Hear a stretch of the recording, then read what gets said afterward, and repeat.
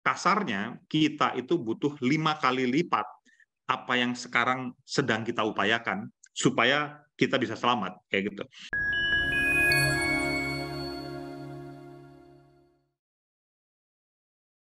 Teman-teman semua, assalamualaikum warahmatullahi wabarakatuh, salam sejahtera semua.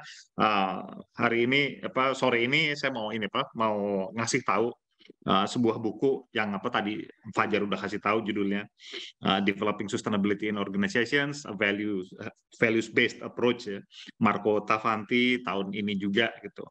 Dan ya kalau ngomongin buku-buku soal keberlanjutan perusahaan dari tahun lalu sampai tahun ini udah sabrek-abrek kan kayak gitu, dan mungkin teman-teman masih ya ingat kayak gitu beberapa bulan yang lalu buku Principles of Sustainable Business, Rob Van Tulder dan Helen Farmill itu dibahas di kesempatan ini. Dan kali ini balik lagi ada buku soal keberlanjutan perusahaan yang ada di tingkat prinsip, itu juga saya mau bahas. Ini informasinya, tadi Fajar bilang satu rim lebih 40 40 halaman kan kayak gitu ya. Bukunya buku elektronik yang saya punya kayak gitu. Kalau beli buku elektroniknya 117 euro, kalau mau beli buku cetaknya 140 tuh. Tinggal dipikir berapa. Saya naruhnya pakai euro nih gara-gara biasanya saya beli di book depository, tapi book depository sudah tutup, jadi akhirnya pergi langsung ke Springer ya. Buku ini buat akademisi dan praktisi, itu dinyatakan dengan jelas ya. Ini penulisnya Marco Tavanti, tadi udah dibilang dia adalah Profesor Sustainability Value Leadership di San Francisco School of Management. Pengalamannya lebih dari 30 tahun. Sabrak-abrak tuh tulisan di jurnalnya. Tapi kalau lihat buku, ada dua yang dan relatif baru ya, kayak gitu. 2020 dia nulis Conscious Sustainability Leadership, dan tahun ini juga Sustainability Ethics ada. Nah, kalau mau dilihat bukunya atau mau dibeli bukunya, saya kasih tautannya itu. Dan dia itu dapat pengantar buku yang kita mau bahas ini itu dari Alfredo Sveriunis. Dan Alfredo Sveriunis ini orang yang sangat menarik kayak gitu ya. Dia sekarang politisi hijau, tapi di tahun 70-an dia itu adalah direkturnya World Bank dan environmental economist pertamanya World Bank. Jadi kalau World Bank sekarang punya banyak environmental economist kayak gitu, itu karena Alfredo Sveriunis ini. Dan Alfredo Sveriunis itu bilang buku ini benar-benar provokatif, menginspirasi, ini memanggil kita semua. Sekaligus ini bukan buku yang buat buat orang yang jantungnya nggak kuat kayak gitu, nggak usah baca buku ini karena bakal copot, dia bilang kayak gitu. Ini tantangannya gede baca buku ini. Nah, ini daftar isinya, dan kelihatan di sini langsung ya. Setelah introduksi itu sustainability leadership, sustainability management, sustainability innovation, kemudian sustainability impact. Jadi kalau proper itu ngomongin inovasi, terus inovasi sosial, ini di sini ada pembahasannya 4 bab. Kecuali bagian kedua, semuanya memang ditaruh di 4 bab ya. Bagian kedua tuh 5 bab. Habis itu ada 4 appendix yang menurut saya manfaatnya gede banget. Nah, itulah kenapa bukunya ya, karena 18 bab ditambah 4 appendix kayak gitu, plus di depan itu ada introduksi. Ya jadilah ini bukunya lebih dari 1 rim. Nah, ide besarnya ditaruh di sini. Pertama-tama ya kalau mau beneran bikin organisasi dan perusahaan termasuk ya yang berkelanjutan, mau nggak mau itu leadership, itu yang pertama, ethics, value, purpose, dan di sini menarik 5P kayak gitu ya. Tapi nanti saya tunjukin bahwa dia meluaskan itu, melampaui SDGs. Dan manajemen itu yang kedua, yang ketiga itu inovasi, kemudian dampak. Jadi kalau mau beneran berkelanjutan, kita mesti ngeceknya di 4 level ini, sama seperti bagian dari bukunya. Dan dia buka buku ini pakai pergeseran mindset yang dia bilang, dan butuh 8 pergeseran mindset. Teman-teman bisa lihat di sini. Dan pergeseran pertama itu udah bikin deg-degan memang ya. Whole system thinking. Kita kan biasa mikir parsial ya kayak gitu ya, tapi ya dihajar habis-habisan lah di sini. Dia bilang ya kalau mau berkelanjutan mustahil itu parsial, itu harus system thinking. Kemudian kalau masih mikir hanya profit sebagai tujuan perusahaan, dihajar di pergeseran kedua, harus integrated bottom line, interrelated sustainability, jadi bukan growth. Kemudian kalau ngomongin poverty, ill being kayak gitu, itu harus diganti jadi prosperity and well being, dan seterusnya.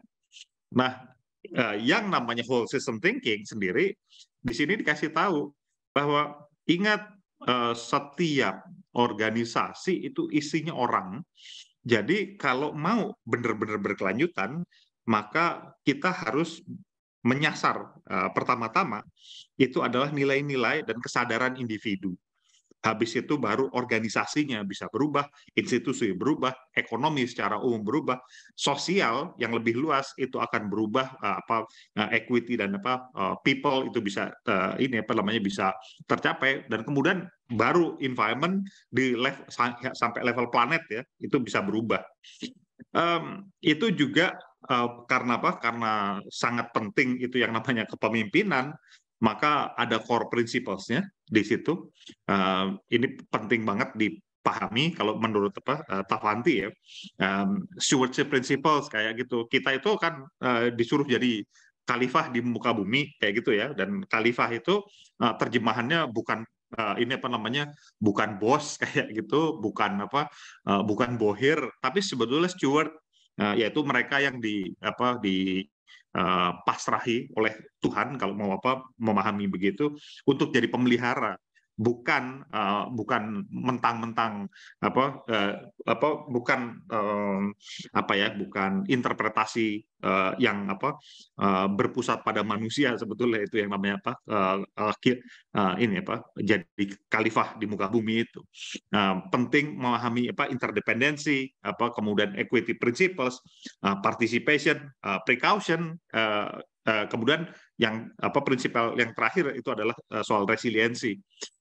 Kalau kemudian baca buku ini dan merasa kok ini ya sangat agamis atau spiritual ya kayak gitu. Nah, ini Alfredo Yunis ini yang mengantar buku ini dan punya pengaruh gede banget kepada Marco Tavanti, itu adalah seorang Buddhis. Dia benar-benar membawa pengaruh gede ke cara berpikir yang uh, benar, melihat hubungan manusia dengan Tuhan gitu, kepada Marco Tavanti. Dan kemudian kepemimpinan keberlanjutan ini sendiri, menurut Marco Tavanti, ini kan dulu kan 3P ya, people, planet, profit. Nah, kemudian profitnya sudah berganti jadi prosperity, kemudian ditambahin peace and partnership. Tetapi buku ini bilang ya itu semua harusnya mulai itu dengan personal. Jadi kalau gambarnya, kalau menurut Tavanti jadi kayak gini nih. Personal dulu, baru people, ke planet. Kalau itu terjadi, itu ada prosperity, ada peace, ada partnership juga yang itu semua dicapai dengan partnership. Atau partnership itu juga bisa jadi kondisi yang dicapai karena manusia mau mencapai keberlanjutan. Jadi ini hal-hal yang menurut mereka, menurut Tavanti, ini prinsipal ya, harus dipegang teguh. Dan purpose ini menarik banget posisinya. Dia itu pakai piramida Maslow. Saya kasih tanda kutip piramida karena sebetulnya Maslow nggak pernah gambar piramida. Dia gambarnya hierarki, nggak ada juga gambar segitiga sebetulnya gitu. Tetapi kalau kita lihat bagaimana piramida pemenuhan kebutuhan itu, kan paling atas selalu dinyatakan realisasi diri ya kayak gitu. Di sini dinyatakan tingkatan realisasi itu kan kaitannya sama purpose ya. Banyak orang baca Maslow itu adalah orang tuh harus dipenuhi dulu ininya kebutuhan fisiologisnya, harus makan dulu gitu. Kemudian orang harus merasa aman, baru kemudian nanti di ujung dia bisa punya realisasi diri. Nah, Tafanti bilang kalau benar begitu, maka nggak ada pemandu dong. Semuanya nyelesain dulu perutnya biar kenyang kayak gitu. Nah, purpose yang ditaruh di paling atas itu ya sebetulnya adalah pemandu pencapaian keberlanjutan.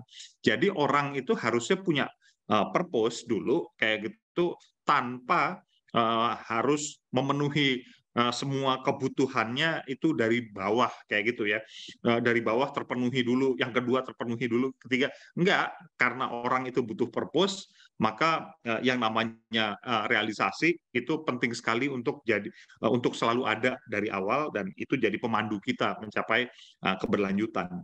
Dan ini adalah komponen sustainability mindset-nya. Jelas dia taruh multi level system thinking, stakeholder inclusion and engagement, purpose driven, long term activation, kemudian disruptive and adaptive innovation. Menurut Tafanti ini nggak bisa ditawar. Kalau beneran kita mau punya mindset keberlanjutan, empat-empatnya harus ada kayak gitu ya. Dan kalau satu saja nggak ada, misalnya kayak gitu, stakeholder inclusion, apa iya kita bisa mewujudkan multi level system thinking kalau kemudian kita menolak inklusivitas? Kalau kita nggak punya purpose, apa iya yang namanya sustainability mindset itu terwujud? Menurut dia nggak mungkin gitu. Termasuk juga kalau kemudian tiga-tiganya ada, multi level system thinking, stakeholder inclusion, purpose driven sudah ada, tapi kemudian kita tidak punya disruptive and adaptive innovation, sustainability itu mustahil tercapai juga. Kenapa? Nah, kita itu lagi berhadapan-hadapan sama ancaman eksistensial yang jelas banget ya dibahas di buku ini. Jadi nggak bisa menyelesaikan isu tantangan eksistensial kayak gitu kita dihadapan kepada kemudahan. Kalau kemudian inovasinya inovasi ecek-ecek gitu. Jadi ini di sini ditantangin untuk bikin inovasi yang disruptif selain adaptif. Dan kalau buat perusahaan itu artinya adalah kesadaran ESG. Banyak orang ngomongin ESG sebetulnya ya, tanpa sadar bahwa arti dari ESG itu sebetulnya adalah faktor-faktor penentu kinerja ekonomi. Jadi kalau mau kinerja ekonominya beres, faktor E, S, dan G-nya harus beres. Itu yang jadi pesan paling penting buat keberlanjutan perusahaan di sini. Jadi nggak bisa tuh kita mencapai keberlanjutan ekonomi kalau ESG-nya nggak beres.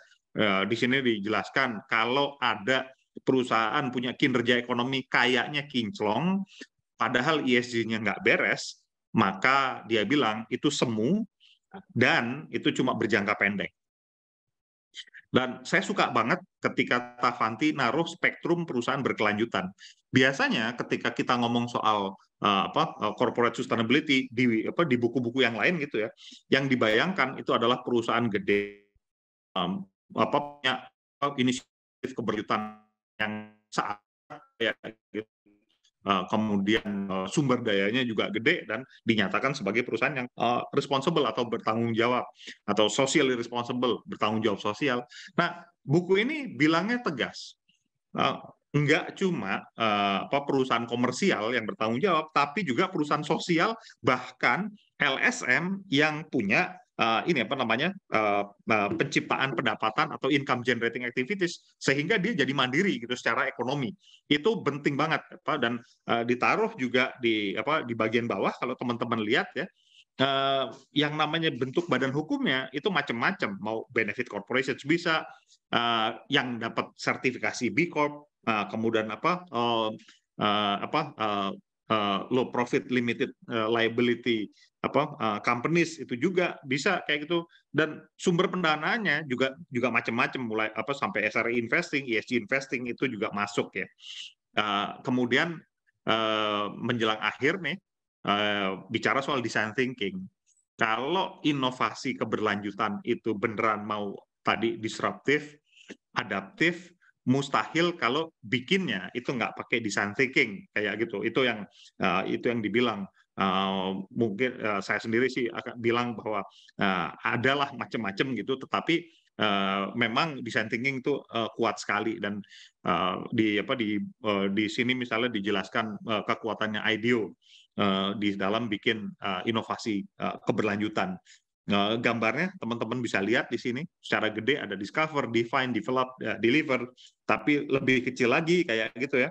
Itu ada research, empathize, define, reflection ada di situ, kemudian define, compare, hingga nanti ada prototyping, evaluation, dan test itu di ujung. Bukan di ujung kayak gitu, karena dia akan mulai lagi kalau design thinking dan mau inovatif ya. Ini hal yang penting juga banget gitu kan. Tujuan keberlanjutan sering disebutin adalah kesejahteraan. Tetapi di buku ini dijelaskan kesejahteraan yang dimaksud sebagai tujuan keberlanjutan itu adalah kesejahteraan dalam makna terluas. Sosial ya, ekonomi ya, yang biasanya cuma kepikiran kalau ngomong well-being itu malah ekonomi saja kayak gitu. Padahal sosial, ekonomi, lingkungan, physical, psychological, cultural, political, spiritual, intellectual, dan emosional itu juga semuanya harus sejahtera. Ini yang ditegaskan. Dan bab terakhir buku ini bilang kita semua perlu sadar bahwa kita tuh ada di simpang jalan. Dia ngutip pidatonya Obama di tahun 2014, "We are the first generation to feel the effect of climate change and the last generation who can do something about it." Kalau generasi kita nggak melakukan apa-apa di hadapan ancaman krisis iklim, ya udah jelas kayak gitu, umat manusia akan sangat sengsara kayak gitu. Dan melanjutkan pidato Obama, Tafanti bilang sustainability is at the crossroads. Kenapa? Karena kita lihat kayak gitu bahwa memang ada peningkatan kesadaran, rekognisi, tindakan-tindakan macam-macam banyak, tetapi kita juga sadar bahwa yang namanya tindakan yang dibutuhkan itu jauh di atas apa yang sekarang sudah kita lihat.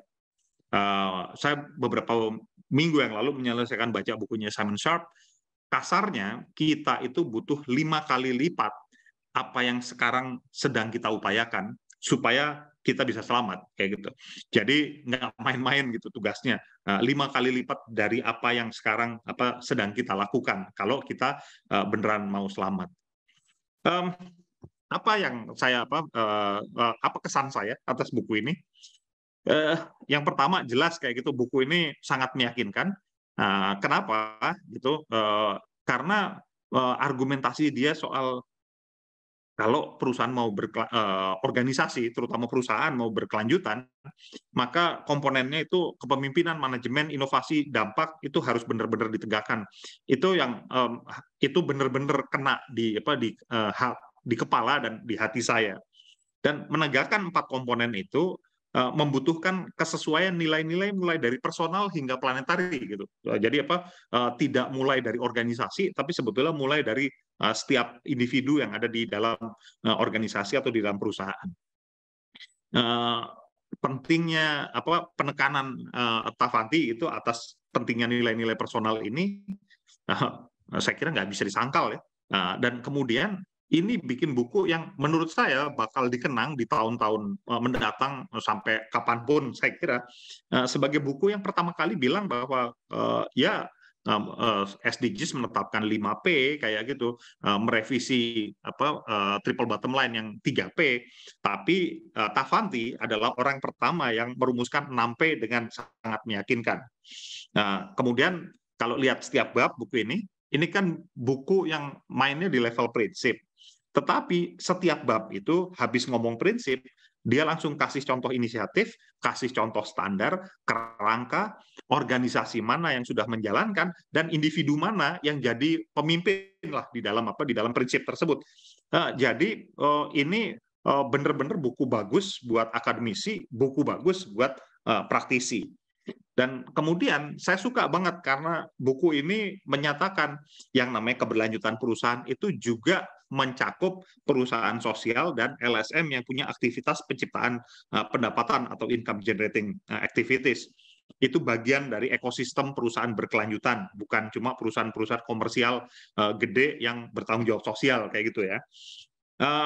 Saya juga suka banget 4 appendix di bagian belakang itu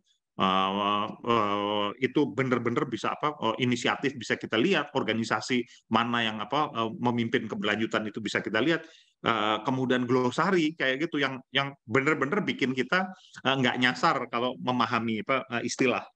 Nah, terakhir yang saya mau bilang, buku ini tuh kalau dibandingkan dengan buku-buku keberlanjutan perusahaan yang ada 3, 4, 5 tahun terakhir, ini jelas salah satu di antara yang paling hebat lah.